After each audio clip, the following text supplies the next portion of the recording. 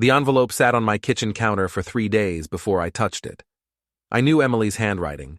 Neat, precise, the kind of penmanship they probably taught at that fancy law school she went to. The one I helped pay for. The return address was from Boston, where she'd moved after deciding her old man wasn't sophisticated enough for her new life. I stood there in my modest apartment, 1 bedroom, kitchen that smelled like old coffee and takeout, staring at that envelope as if it might explode. My hand hovered over it, then pulled back. 3 times I did this. 3 times I walked away. On the 3rd day, I opened it. "Dear Dad," it started. Already, I felt my jaw tighten. She hadn't called me Dad in 5 years. Not since everything fell apart. Not since the day both my children decided I was a burden, something standing in the way of their ambitions. "I'm pregnant, due in March. I know we haven't spoken, and I know why. I've had time to think about everything that happened, and I need you to know that I regret how things ended. The baby deserves to know their grandfather. Can we meet? Please. I'm staying at the Riverside Hotel next week for a conference. Room 412, Tuesday at 7. I read it twice. Then I laughed. Actually laughed, standing there in my empty apartment with my daughter's guilt trip letter in my hand. The sound that came out of my throat was harsh, bitter, not the kind of laugh that means anything's funny. The apartment was quiet, except for the hum of the refrigerator and the traffic sounds from the street below. Blueprints covered my coffee table, a personal project, something to keep my mind busy during the endless empty evenings. I'd been working on a design for a water filtration system for developing countries, pro bono work, the kind of thing that actually mattered, unlike my family. I crumpled the letter, aimed for the trash can, missed. It rolled under the radiator. I left it there. But here's the thing about betrayal. It doesn't just hurt once. It's like a tooth that won't stop aching. You keep poking at it with your tongue, testing to see if it still hurts. It always does. I went to bed that night thinking about Emily as a little girl, how she used to bring me drawings from school, how she'd sit on my lap while I explained basic engineering principles, her eyes wide with wonder. "Daddy, you're so smart," she'd say. Then I thought about 5 years ago, about the lawyer's office, about Emily and Alex sitting across from me, their faces cold, calculating, about the papers they wanted me to sign, about my wife Lisa in the hospital, fighting for her life, and my own children trying to steal everything I'd worked for while she lay dying. Almost dying. She survived. Barely. They didn't even visit her. Sleep didn't come easy. Monday morning I called in sick. First time in 3 years. My supervisor, Jenkins, sounded worried. "You okay, Paul? You never take sick days?" "Food poisoning," I lied. "Should be fine by Wednesday." Truth was, I needed time to think, and to dig. I drove downtown to the public library. It was an old habit, keeping this search off my home computer. Was I being paranoid? Maybe. But after my kids had shown time and time again that they would go through my things, lie, and manipulate, I wasn't willing to take any chances. The library was nearly empty on a Monday morning. Just me, a couple of homeless guys hunched over computers checking emails, and a librarian who looked like she'd rather be anywhere else. Perfect conditions for what I needed to do. I logged into my bank account first, the one Emily and Alex thought they'd cleaned out. What they didn't realize was that I'd been quietly transferring money for the past 5 years. Small amounts, 50 here, 100 there, nothing that would raise alarms. It all went into an account they had no idea existed. As an engineer, I know the importance of details. One misstep can cause a bridge to collapse, a building to fall. So I was careful, meticulous, patient. The account had grown to $43,000. Next, I opened the family trust documents, the ones from 5 years ago when Lisa got sick, and the medical bills started piling up. That was when Emily and Alex suddenly became interested in helping manage our finances. I spent 4 hours poring over every single line, taking notes, cross-referencing with bank statements I'd hidden in a storage unit across town. And then, there it was. Alex had been siphoning money from the trust. Not in huge amounts, he was smart about it. But over 5 years, he'd managed to steal nearly $60,000. The paperwork was clever. Loans to himself that he never repaid. Administrative fees that went straight into his pocket. Reimbursement claims for non-existent expenses. Emily had been in on it too. Her law degree had come in handy. She'd restructured the trust in ways that gave them more control, more access. She had found ways to freeze me out of decisions about my own money. By the time I finished, my hands were shaking. Not from fear, from rage. These were my children, the ones I had changed diapers for, stayed up all night with when they were sick, worked double shifts to put them through school. And this was how they repaid me? I printed everything. The librarian shot me a look when I spent $20 on printing fees, but she didn't ask questions. I gathered the documents, put them into a folder, and drove straight to a copy shop. I made 3 copies, one for my apartment, one for my car, and one for the storage unit. Then, I made a phone call. "Colin, it's Paul Donovan. Yeah, from the Riverside Project. Listen, I need a favor. Can we meet?" Colin Mason looked older than I remembered. We'd worked together on a municipal water project 8 years ago. He had been the financial consultant making sure the city wasn't squandering taxpayer money. He was a good guy, sharp as a tack. The kind of person who could spot a scam from a mile away. We met at a diner on the edge of town, the kind of place with cracked vinyl booths and coffee that probably hadn't been fresh in hours, which, knowing the place, it hadn't. "Paul," he said, shaking my hand. His grip was firm, reassuring. "Good to see you. You look like hell." "Feel like it too," I replied, sliding into the booth across from him. A waitress came by, poured coffee neither of us had asked for, and disappeared again. "Thanks for meeting on short notice." "You said it was important." Colin wrapped both hands around his mug, waiting. "What's going on?" I told him everything I had uncovered. It took me 20 minutes. Colin didn't interrupt once. He just listened, his face growing harder with every detail. When I finished, I slid the folder across the table. He opened it and started reading. His eyebrows shot up. "Jesus Christ, Paul." "Yeah." "These are your kids?" "We're my kids." I took a sip of the awful coffee. It burned going down. "Now they're just thieves who happen to share my DNA." Colin kept reading, flipping through the pages, occasionally scribbling notes on a napkin. Finally, he looked up, a question in his eyes.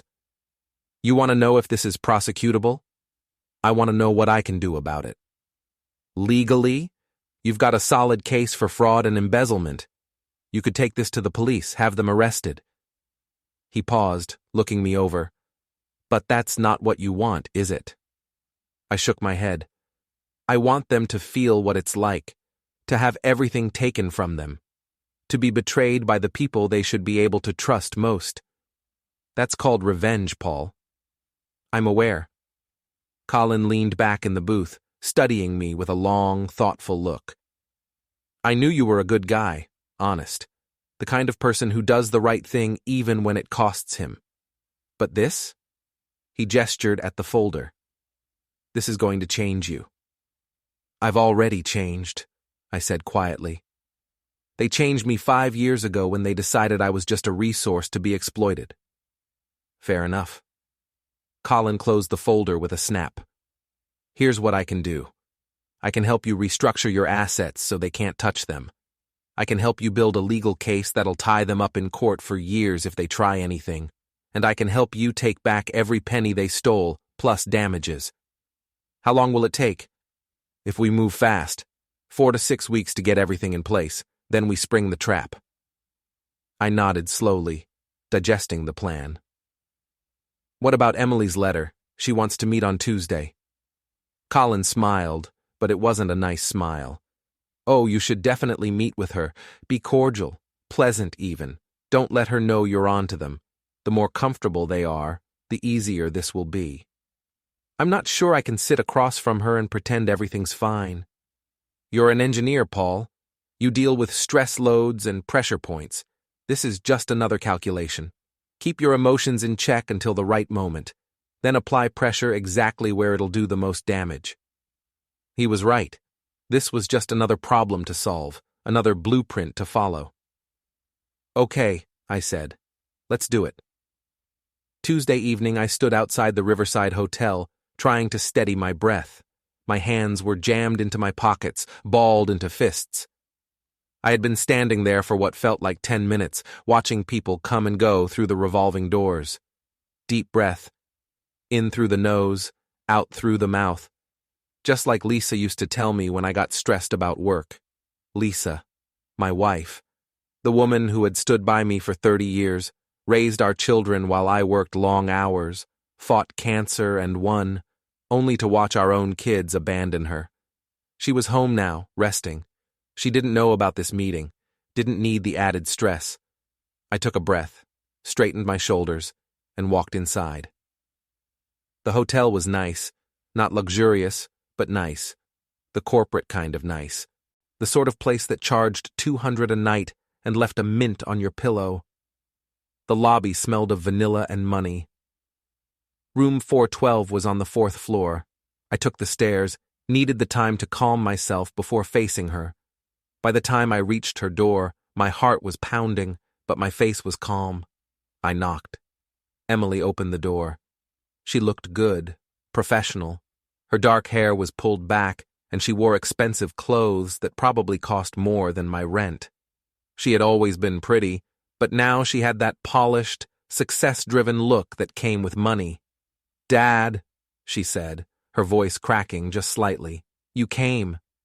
You asked me to. I wasn't sure you would." She stepped back to let me in. "Please, come in." The hotel room was standard, nothing special. Queen bed, desk, chair by the window. Papers were scattered across the desk, legal documents from the look of them. She noticed me staring at them. "Just work," she said quickly. "I'm here for a medical malpractice conference, but that's not why I asked you here." I sat in the chair by the window while Emily perched on the edge of the bed, her hands clasped tightly in her lap. For a moment, neither of us spoke. "You're pregnant," I said finally, breaking the silence. 4 months, she replied, placing a hand over her stomach. There was a small bump there I hadn't noticed before. "It's a girl. Congratulations." "Dad, don't." Her voice shifted, now sharp and defensive. The lawyer in her was coming through, laced with guilt. "I know I hurt you. I know Alex and I both hurt you, but this is a chance to make things right." "Is it?" I kept my tone neutral, trying to channel Colin's advice. "Stay calm. Don't show your cards." "And how do you propose we make things right?" "We could start by talking, really talking, about what happened 5 years ago." "You mean when you and your brother tried to steal my life savings while your mother was dying?" Emily flinched at the words, her face momentarily tightening. She wasn't dying. She survived. "No thanks to either of you," I replied, bitterness creeping into my voice. "When was the last time you visited her, Emily? When was the last time you called?" "That's not fair." "None of this is fair," I snapped. I stood up. This was a mistake. I couldn't sit here pretending everything was fine. "You want me to meet your daughter? To be some grandfather figure? Where were you when your mother needed you? Where was Alex?" We were scared. Scared of what? Hospital rooms? Or scared you might actually have to act like decent human beings for once? That's not what happened. Emily stood too, her face flushed with frustration. "You don't understand the pressure we were under. Alex had just started his new job and I was drowning in student loans. When Mom got sick, the medical bills were crushing. We were trying to help." "Help?" I laughed, that same bitter laugh I had 3 days ago.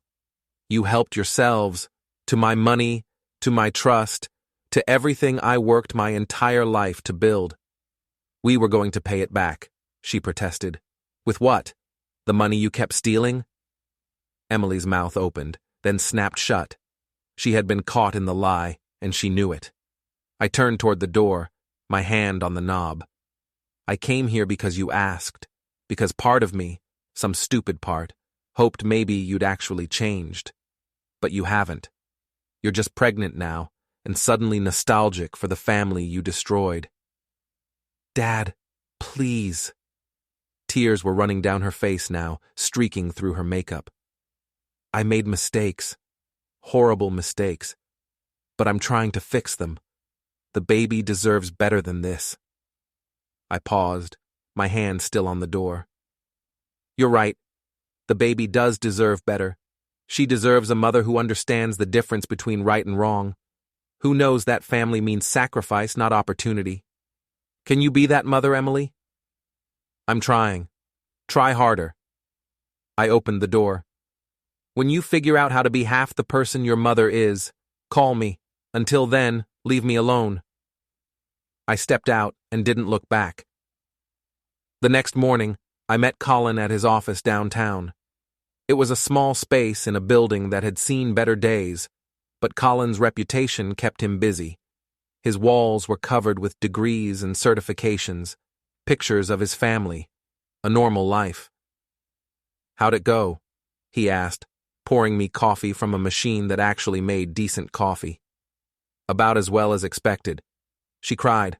I left. Did you let anything slip? No.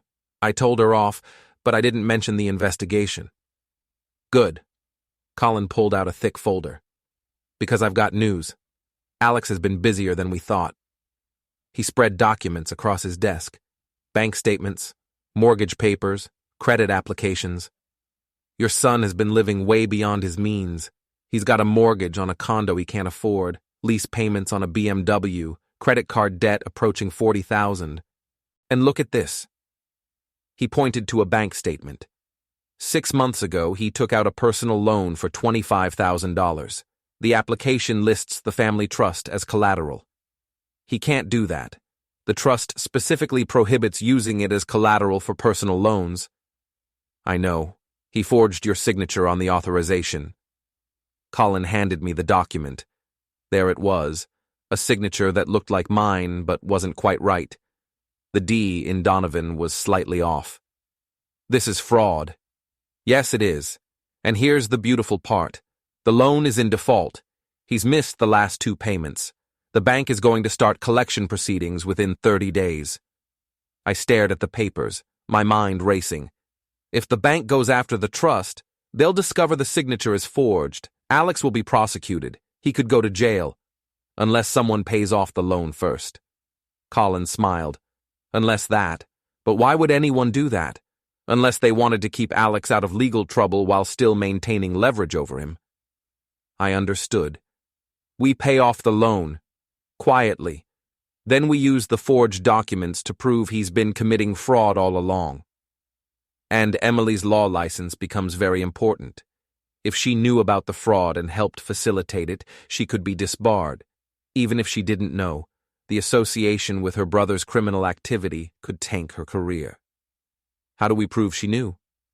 Colin pulled out more papers. Emails. I've got a contact who specializes in digital forensics. For a fee, he can recover deleted emails from her law firm's server. If she and Alex communicated about any of this through company email, we'll find it. Is that legal? Is what they did to you legal? Colin leaned back in his chair. Look, Paul, I'm not going to pretend this is all above board, but everything I'm suggesting stays within the boundaries of civil law. We're not breaking into anyone's house. We're not threatening anyone. We're just using the legal system the same way they used it against you.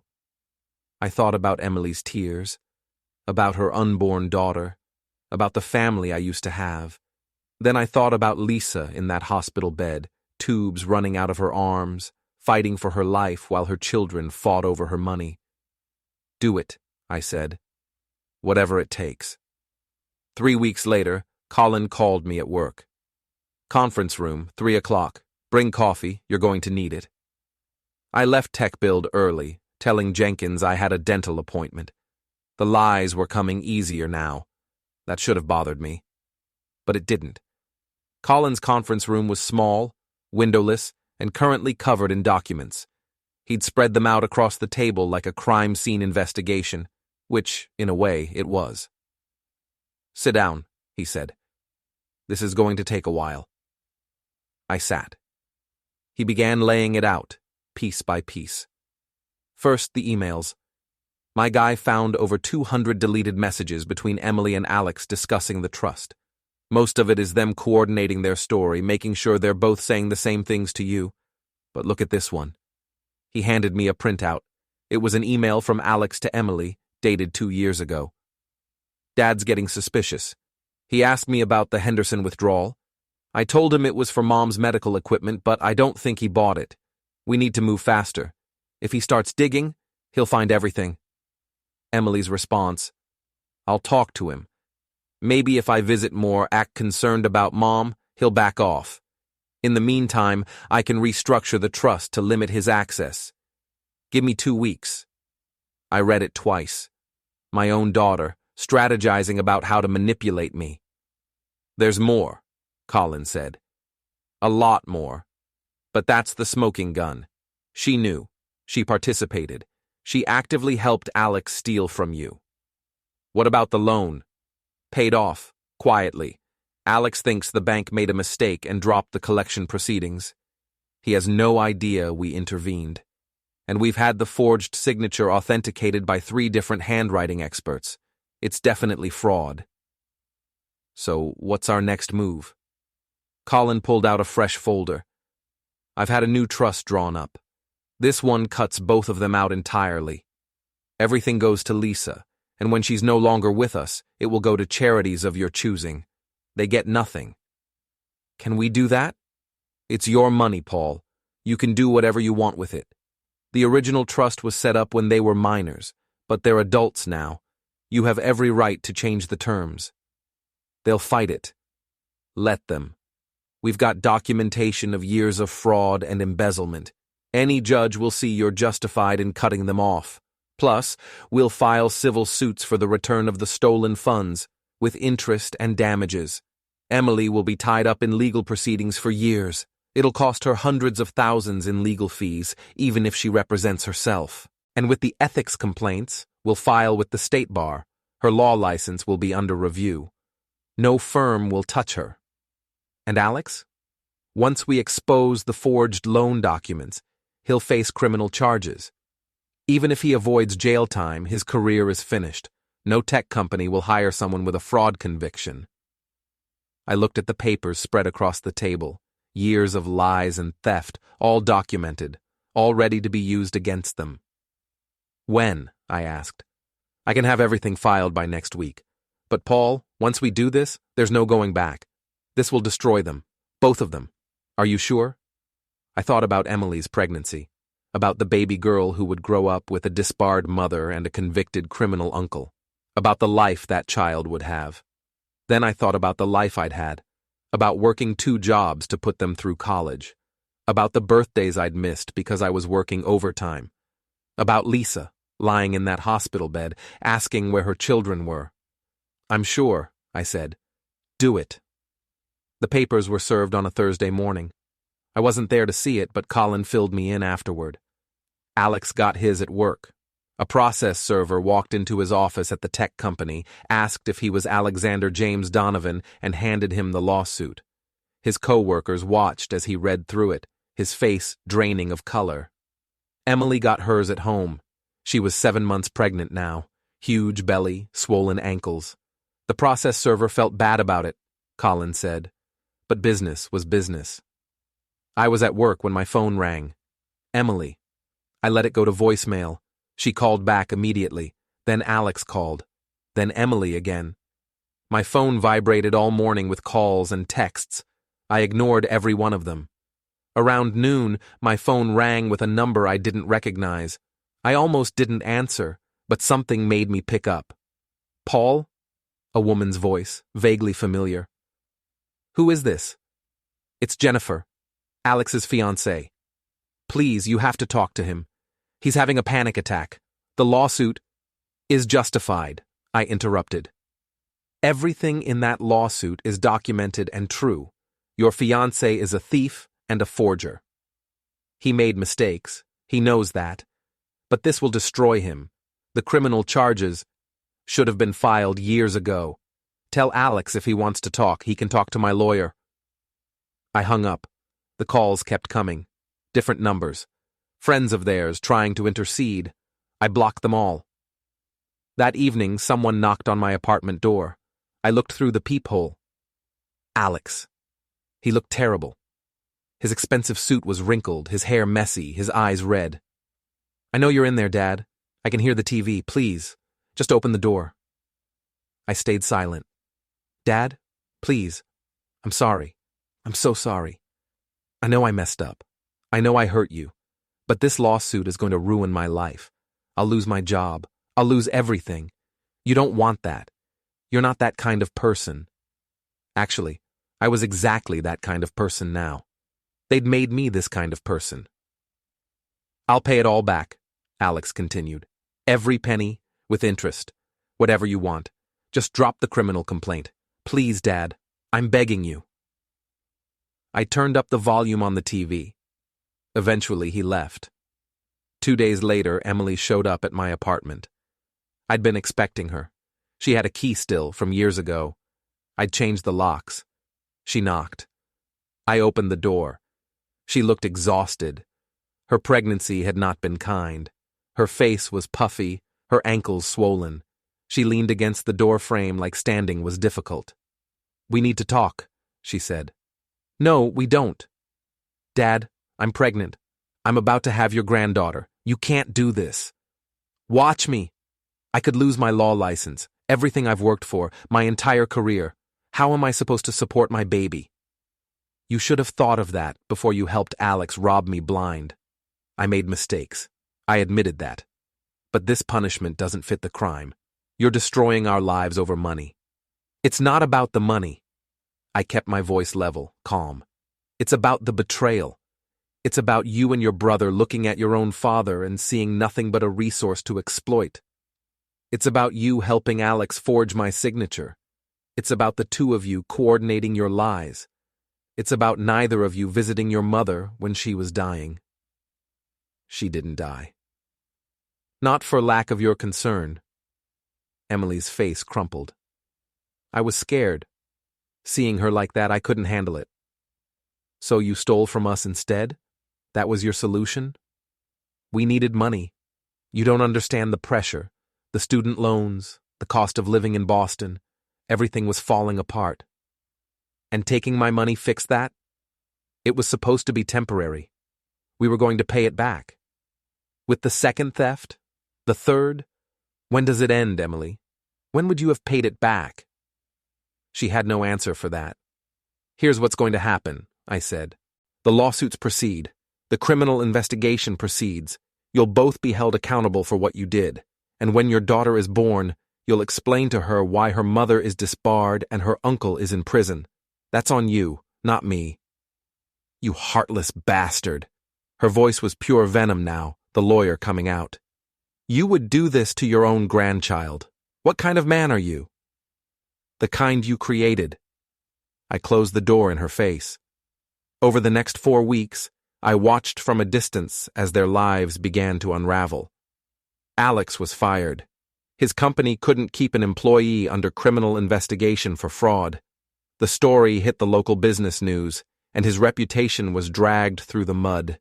His fiancée left him, disgusted by what he'd done. His condo went into foreclosure. Emily wasn't faring much better. Her law firm placed her on unpaid leave pending the ethics investigation. Without her income, she couldn't afford her Boston apartment, so she moved back to the area and rented a cheap studio. Her baby's father, someone she had never bothered to tell me about, wanted nothing to do with the situation, leaving her to deal with everything on her own. Colin kept me updated on every development. The legal proceedings were moving forward smoothly. We had so much documented evidence that their lawyers were now advising them to settle. They want to meet, Colin said to me over the phone one afternoon. All of us. You, me, them, their lawyers. They're ready to negotiate terms. What are they offering? Full restitution of all stolen funds, plus interest, a public apology, an agreement to never contact you again. In exchange, you drop the criminal charges against Alex. And Emily's law license? That's up to the state bar, not us. But without the criminal charges, she's got a better chance of keeping it. I sat silently, thinking it over. This was what I had wanted, wasn't it? To get my money back, to make them pay for what they'd done. But then, I remembered the emails. Emily's cold, calculated plans to manipulate me. Alex's dismissive attitude toward my suspicions. The years of lies, the way they had both betrayed me, thoughtlessly and ruthlessly. No deal, I said firmly. Paul, this is a good offer. I don't care. I want them to face the full consequences of their actions. The criminal case against Alex isn't guaranteed, Colin warned. A good lawyer could get the charges reduced or dismissed. This way, you're guaranteed to get your money back. Money I can get through the civil suit anyway. No, Colin. No deal. We proceed as planned. There was a long pause on the other end of the line. Finally, Colin's voice came through, quieter now. Okay, it's your call. Yes, I said, the decision solid in my chest. It is. The civil trial was set for October. But before it could even begin, Alex made a desperate move. He showed up at my work. Jenkins called me into his office, his face tight with discomfort. Paul, there's someone here to see you. He's pretty agitated. Security's on standby. I walked into the lobby. Alex was there, pacing back and forth. He had lost weight. His clothes hung off him, and his eyes had a wild, desperate quality I had never seen before. We need to talk, he said when he saw me. We have nothing to discuss. Dad, please, just 5 minutes. Jenkins looked at me, unsure, but I nodded. Conference room 2. And yes, keep security nearby. We walked in silence to the conference room, each of us lost in our own thoughts. When we finally entered, Alex didn't waste any time. He turned on me with the intensity of someone on the edge, ready to explode. You don't understand, he said, his voice shaking with a mix of anger and desperation. Everything is falling apart. I've lost everything. My job, my fiancé, my home. Now I'm facing prison time, and it's all because of you. I met his gaze, unmoved, my voice steady. It's all because of your choices. I made mistakes, I get it. But this is vindictive, this is cruel. This isn't justice, it's revenge. Finally, you understand something. I'm your son. You stopped being my son when you forged my signature, when you stole from your mother while she was sick, when you looked me in the eye and lied over and over again. I'm sorry. How many times do I have to say it? I'm sorry. Sorry isn't enough. Then what is? What do you want from me? What more can I give? I stared at him, really saw him for the first time in years. This man who had once been my little boy. The child I taught to ride a bike, to throw a baseball. The one I had been so proud of when he graduated college. I want you to understand what you took from me, I said quietly. It wasn't just money. It was trust. It was family. It was the belief that my children would be there for me and their mother when we needed them most. You took all of that and threw it away for money. So now, you're going to learn what it feels like to lose everything. I hate you. His voice cracked, and I could see his hands trembling with rage. I hate you so much. Good. Now you know how I felt when I discovered what you'd done. This isn't over. I'll fight you. I'll fight this lawsuit, the criminal charges, all of it. I'll drag you through court for years. Go ahead.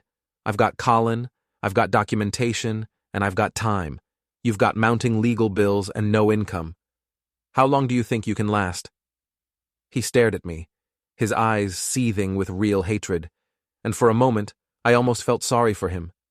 Then he turned sharply and stormed out, slamming the door behind him with enough force to rattle the walls. Jenkins appeared in the doorway almost immediately. Everything okay? Fine, I said, my voice steady. Just family business. A week before the trial, Emily went into labor. Premature, stress-induced. She had the baby at county hospital, the cheap one, the one without the nice maternity ward. I found out from a mutual friend, someone who thought I should know. I thanked them and hung up. I didn't go to the hospital.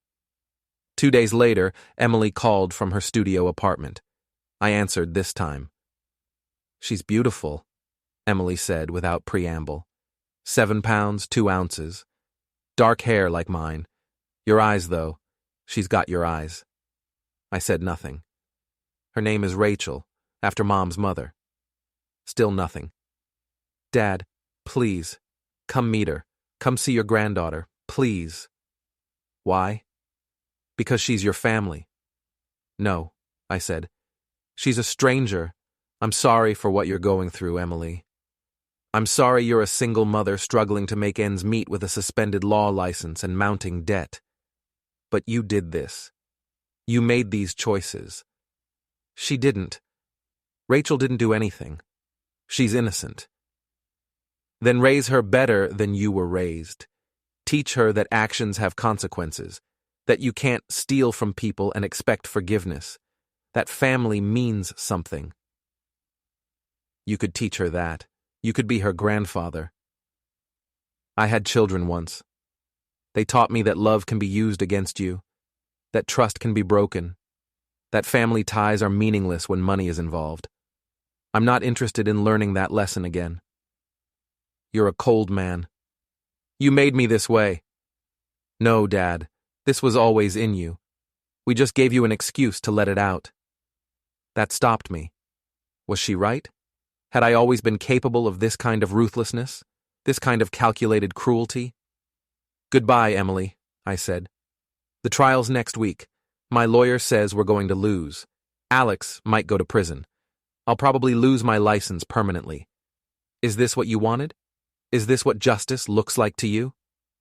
Yes, I said. It is. I hung up. The civil trial lasted 3 days. The criminal case against Alex was running parallel, but the civil suit was what mattered financially. I sat in the courtroom with Colin, watching as lawyers presented evidence. The forged signatures, the diverted funds, the emails proving coordination and intent.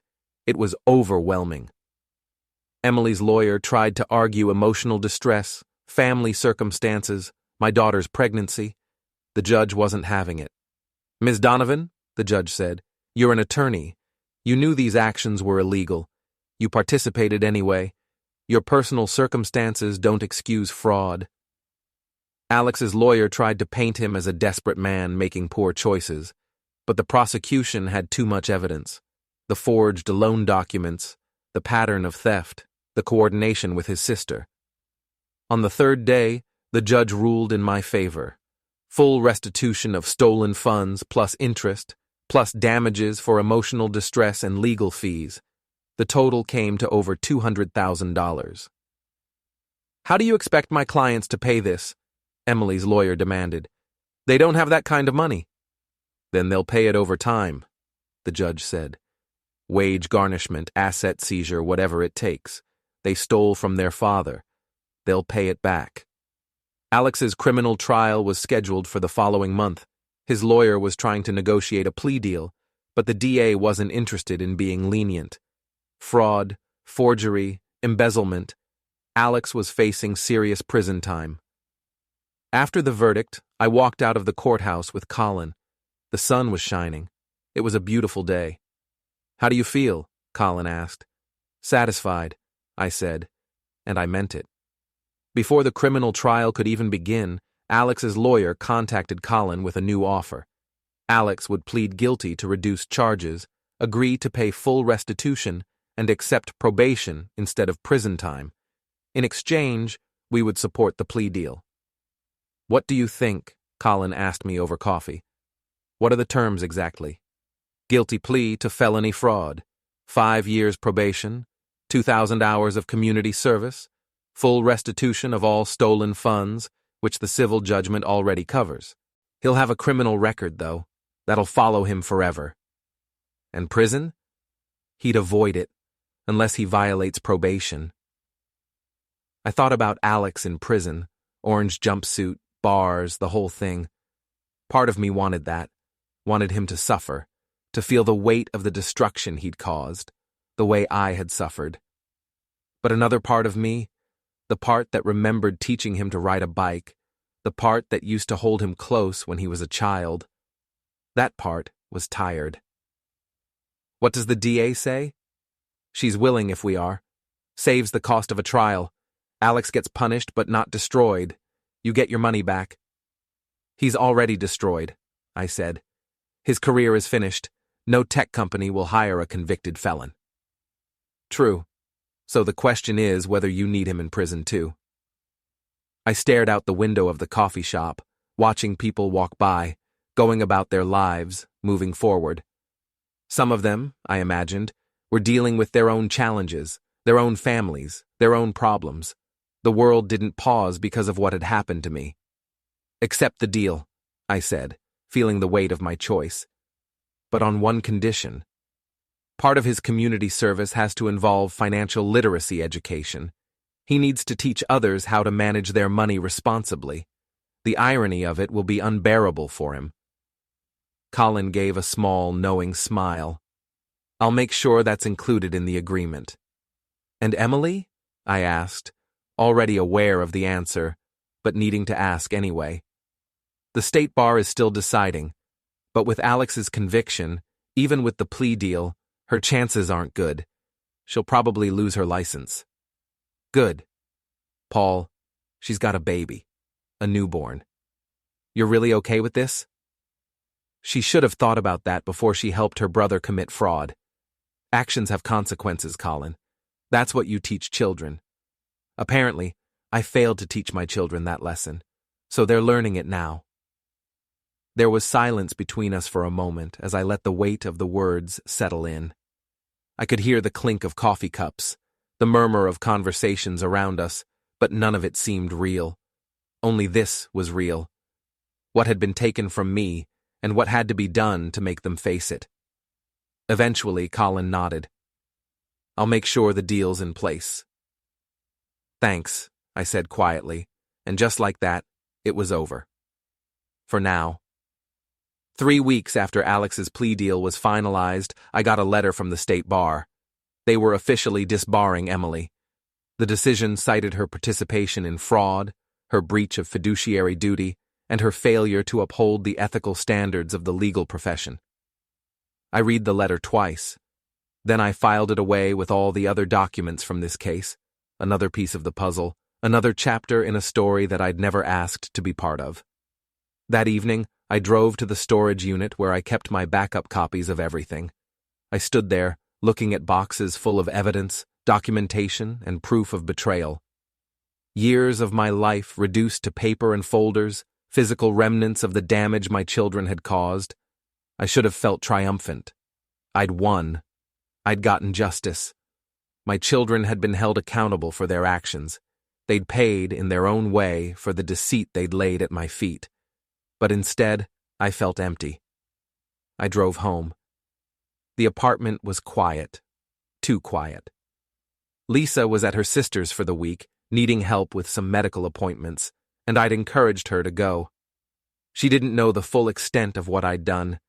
She knew about the lawsuit, the stolen money, but not about the calculated way I'd destroyed our children's lives.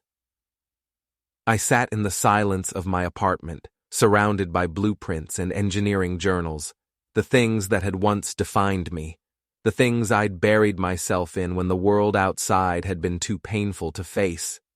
But now, nothing felt meaningful.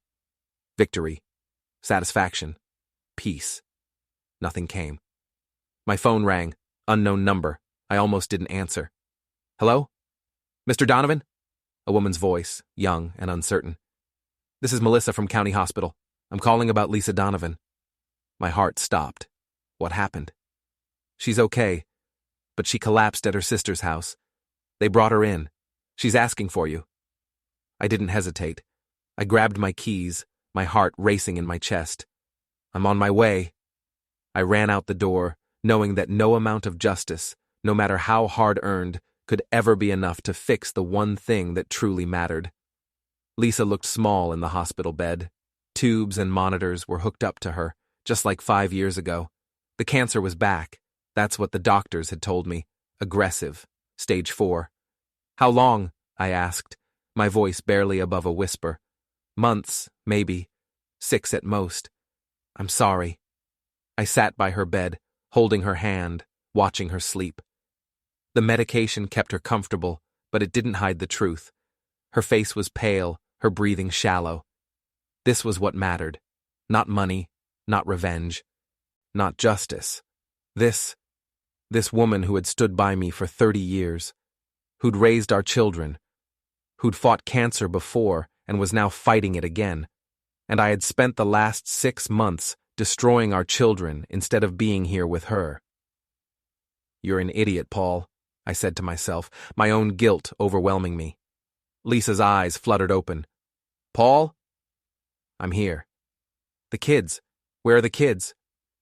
I couldn't tell her. I couldn't explain what I had done. They're busy. They'll visit soon. No, they won't.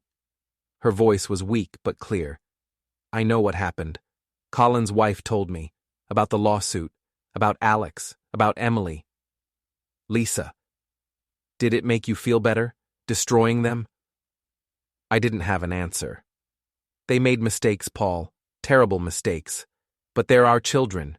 You don't give up on your children. They gave up on us. So you became just like them? You let anger turn you into something cold and cruel? They deserved it. Maybe. But you deserved better than becoming the kind of man who can destroy his own children and feel nothing. Her words hit me like a punch to the gut. She closed her eyes again, exhausted from talking. I sat there, silent, letting her words cut deeper than anything Alex or Emily had ever done. She was right. I had won the battle, but I'd lost something essential in the process. I'd gotten justice. But at what cost? The price had been too high. I had been so consumed with the need to punish them that I'd forgotten what truly mattered.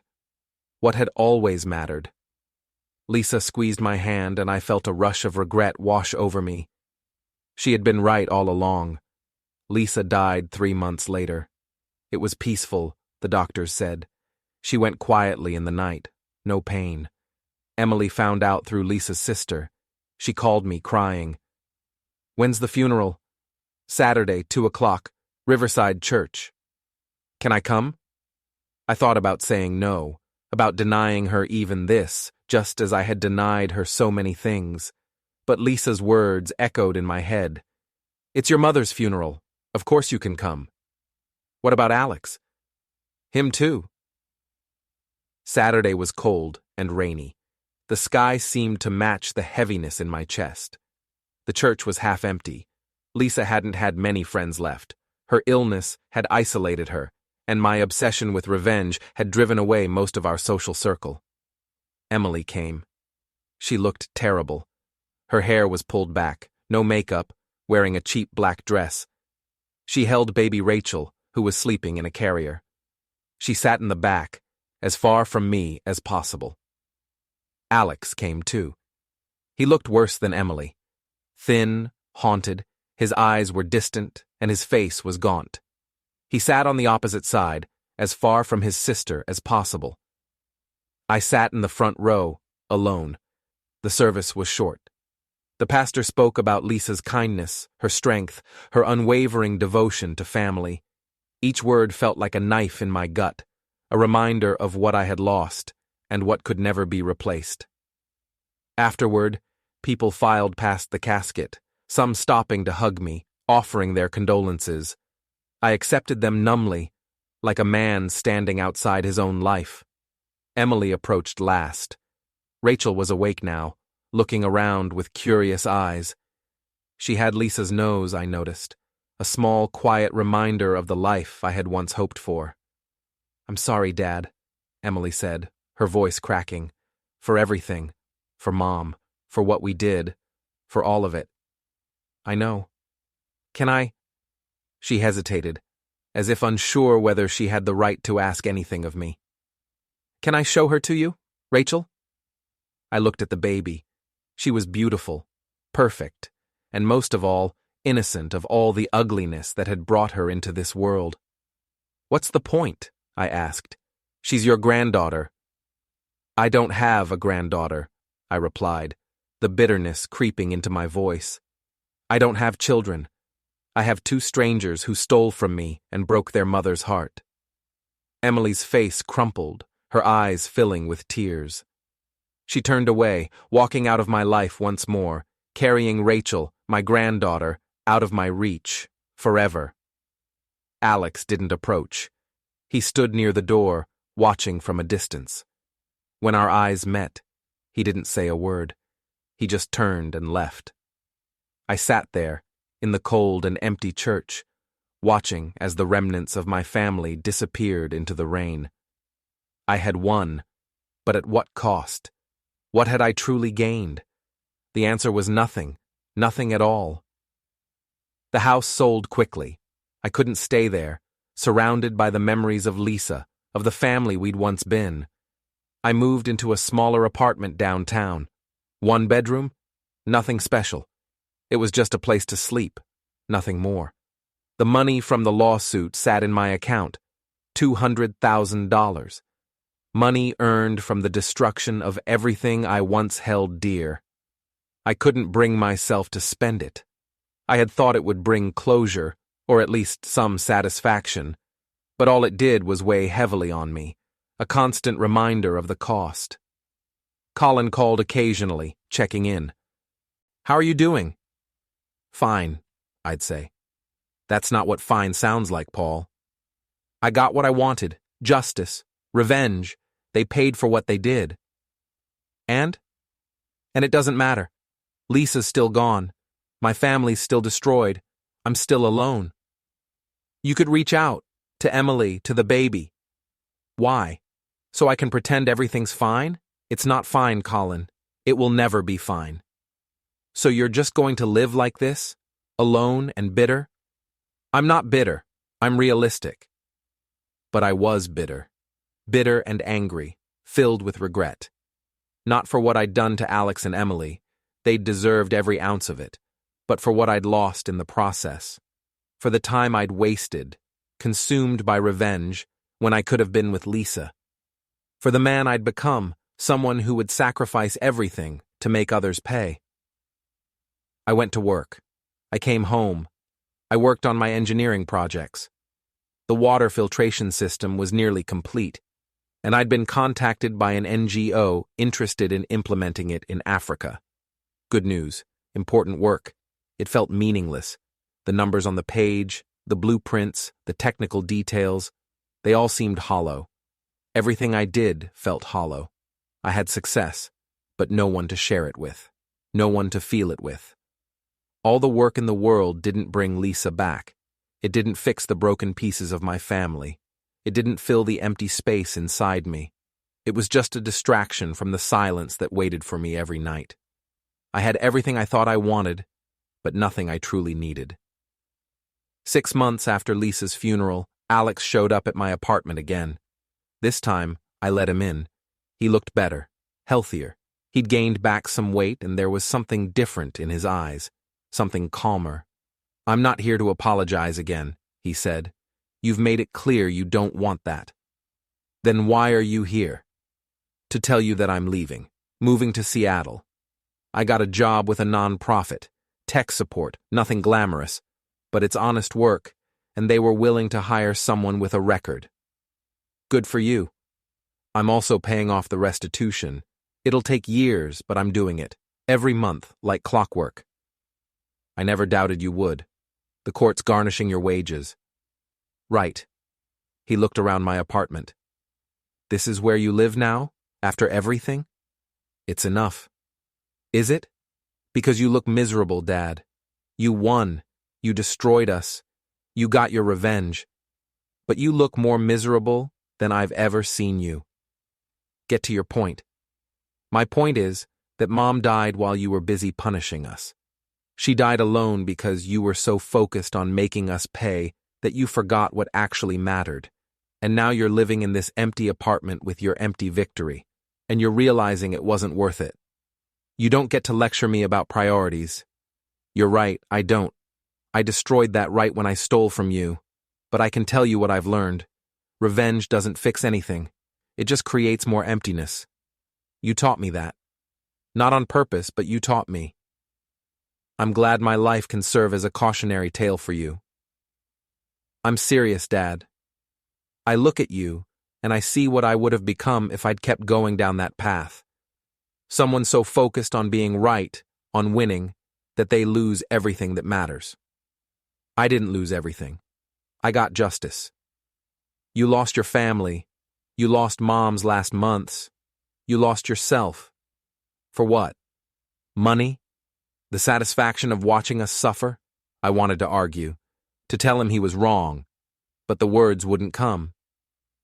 I'm leaving tomorrow, Alex said. I just wanted to say goodbye, and to tell you that I forgive you. You forgive me? Yeah. For the lawsuit, the criminal charges, all of it.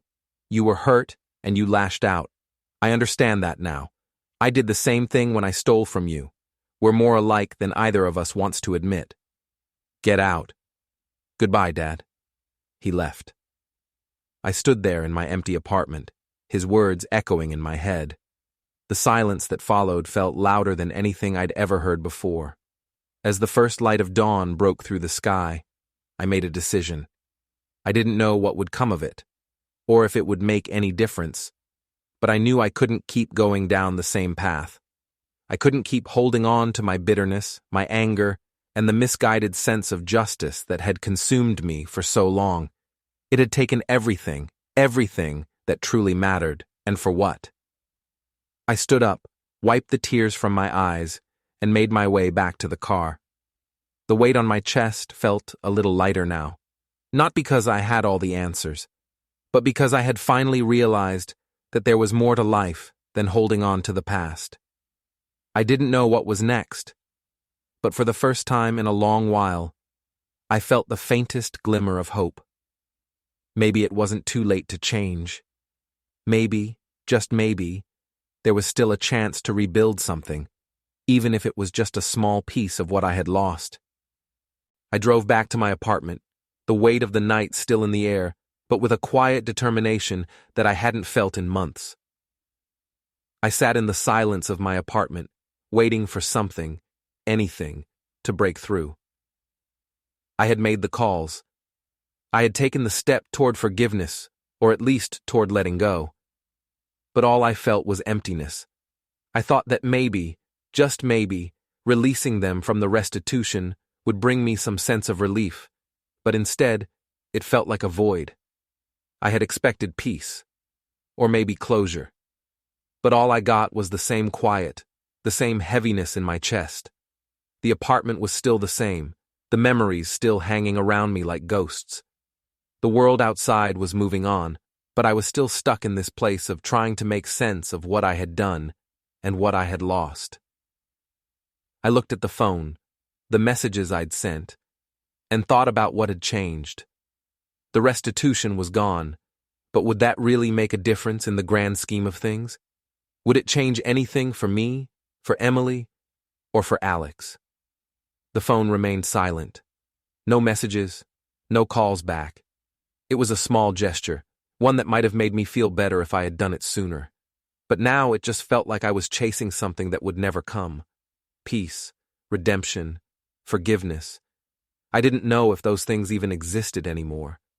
I thought of Lisa, what she would have wanted for us, what she would have wanted for me. And I realized something in that moment. I wasn't doing this for Emily or Alex. I wasn't doing it to fix them. I was doing it for me. Because maybe, just maybe, letting go of the anger and the revenge was the only way I could finally start living again. 2 weeks later, Emily called back. "Why?"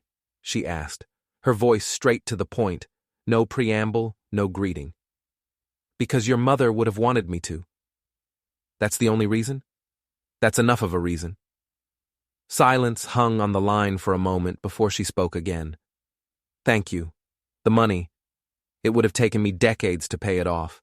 With Rachel, with no job, I was drowning. How is she? Rachel. She's good, healthy, happy. She laughs now. It's the best sound in the world. That's good. More silence.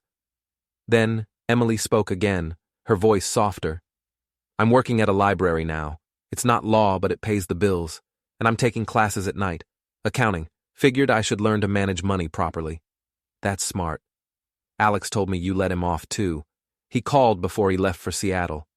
He deserved a fresh start. Do you really believe that? Or are you just trying to make yourself feel better about what you did? The question hung in the air. Honest, raw. I don't know, I admitted. Maybe both. Mom wouldn't have wanted this, any of this. Not what we did, not what you did. She would have wanted us to forgive each other, to be a family. We're not a family anymore, Emily. We're just people who used to be related. Is that really what you want? What I want doesn't matter.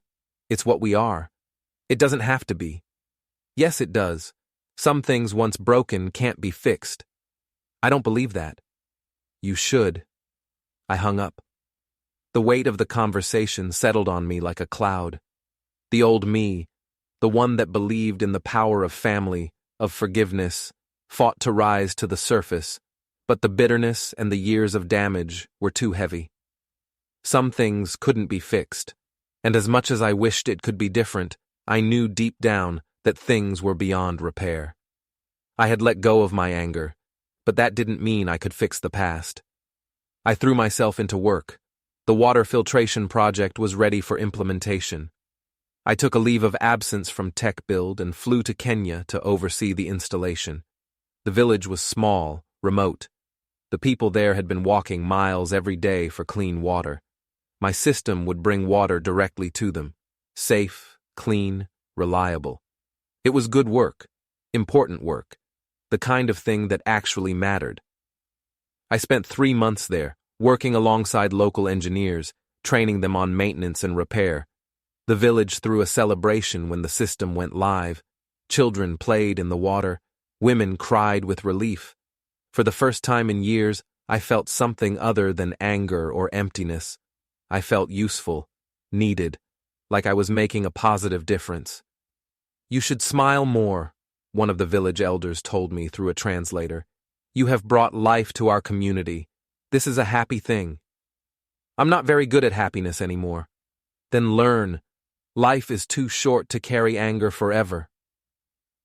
Back in the States, I returned to my apartment, to my quiet, empty life. But something had shifted. The work in Kenya had reminded me that there was more to life than revenge and regret. I started volunteering. Habitat for Humanity, Engineering Without Borders, anywhere I could use my skills to help people. It didn't fill the void, but it made the void smaller. 1 year after Lisa passed, someone knocked on my door on a Saturday morning. I opened it to find Emily standing there, holding Rachel. Rachel was bigger now, walking age. She had Lisa's nose and eyes that looked like mine. I know you said we're not family anymore, Emily started. But Rachel should know where she comes from. She should know who her grandfather was, even if he doesn't want to be in her life. Emily, I'm not asking for forgiveness. I'm not asking you to forget what happened. I'm just asking you to meet your granddaughter. Once, that's all. Rachel looked up at me with curious eyes. She smiled, showing tiny teeth. Something cracked in my chest. Her name is Rachel, Emily continued. Rachel Lisa Donovan, after Mom. I thought you should know.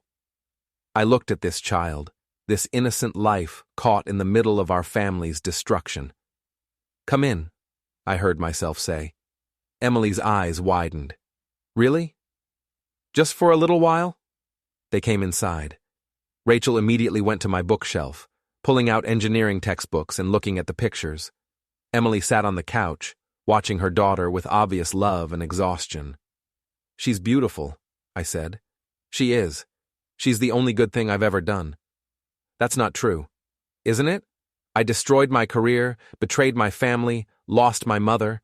Rachel is literally the only thing I haven't messed up. You're still young. You can rebuild. I'm trying. The library job is becoming permanent. They're promoting me to assistant manager. It's not much, but it's something. Rachel brought me a book. Read? I looked at Emily. She nodded. I sat down, and Rachel climbed into my lap. She smelled like baby shampoo and innocence. I opened the book and started reading. For 30 minutes, I read children's stories to my granddaughter while Emily watched. When I finished, Rachel clapped and said, "More." "Maybe next time," Emily said, standing. "We should go." "Okay." At the door, Emily hesitated. "Can we? Come back sometime?" I looked at Rachel, then at Emily. I thought about Lisa, about what she would want, about the man I used to be versus the man I'd become. "Call first," I said. "But yes, you can come back." Emily's eyes filled with tears. "Thank you, Dad." They left. I stood in my apartment, feeling that crack in my chest widen. It hurt. But it was a different kind of hurt. Not the sharp pain of betrayal, but the dull ache of thawing.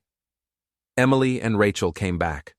Not often, once a month maybe, but they came. Rachel started calling me Papa Paul.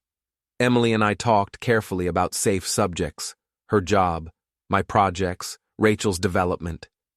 We didn't talk about the lawsuit, about the money, about what had happened. That territory was still too dangerous. Alex called from Seattle. He was doing well, dating someone, thinking about going back to school. "I'm making amends," he told me. "To everyone I hurt. I'm working the steps." AA? Something like that. There's a program for people with criminal records, helps us rebuild our lives. Part of it is making amends to the people we've hurt. "You don't need to make amends to me." "Yeah, I do. I stole from you. I forged your signature. I treated you like a bank instead of a person. That's on me, and I need to own it." I wasn't perfect either. I could have handled things differently.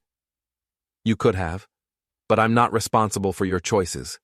Just mine, and my choices were terrible." "They were, but you're doing better now." "Trying to. That's all any of us can do." After we hung up, I thought about his words.